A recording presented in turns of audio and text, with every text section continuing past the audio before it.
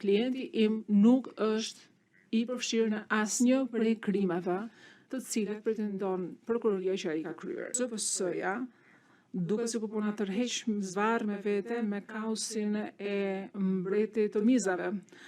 Domethënë, sipas ZPS-s, çdo lloj asociimi ka kuptim për ashtu sa i shërben asaj. Dhe si rezultat, sipas nesh, ZPS-ja nuk mbështet dhe nuk konfirmon absolutisht asnjë prej akuzave të tij.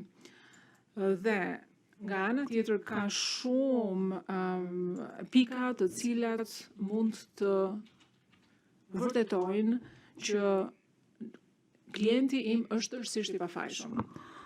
Dhe ne parashtrojmë që qendrimi i prokurorisë duhet të hitet poshtë. Është gabim që ZPS-ja të ndjek persona si Veseli në mënyrë të kotë me shpresën se kjo do të sjellë një zgjidhje shpirtërore për viktimat. Ajo që dua të them është që mund të shohim nga mendimi bosh apo reflektimi bosh i ZPS-s në këtë çështje, se ne nuk mund të paraqesim këtë NKP pa përbërësin e shërbimit të zbulimit. Drejtësia është një konstante që i jep çdo personi dhe çdo viktime atë që meriton. Viktimat meritojnë atë që ju përket atyre, ashtu siç meriton edhe zoti Veseli atë që i përket atij. Meriton pra një gjykim të drejtë dhe të duhur, vendim të drejtë dhe të duhur. Ai duhet të lirohet dhe të shpallet i pafajshëm për të gjitha akuzat.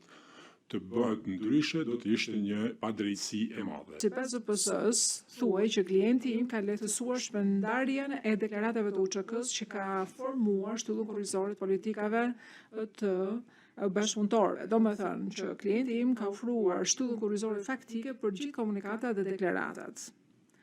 Dhe në provën 521 thuhet gjithashtu që ai ka dhënë informacionin që pasqyruar pas në këto komunikata. Pra e gjithë gjëja vinte prej tij, sipas ZPS-s. Ndërkohë që nuk ka asnjë pikë prove që mbështet këtë pretendim të ZPS-s. Është e nevojshme që të krijohet një lloj lidhje midis zotit Veseli dhe komunikatave në një farë mënyre, sepse kjo është vetmja mënyrë që lidhet ai me krimat. Megjithatë, kjo është një mënyrë dëshpëruese e ZPS-s për të fajsuar klientin tim dhe nuk jep asnjë provë që e mbështet ose e konfirmon këtë gjë. Edhe gjuha ose formulimi që ka përdorur ZPS-ja është e tillë, është e vagullt, është e përgjithshme. ZPS-ja thotë që Kadir Veseli ka marrë, ka vlerësuar dhe ka transferuar, ka dhënë informacion inteligjent që ka formuar bazën e komunikatave.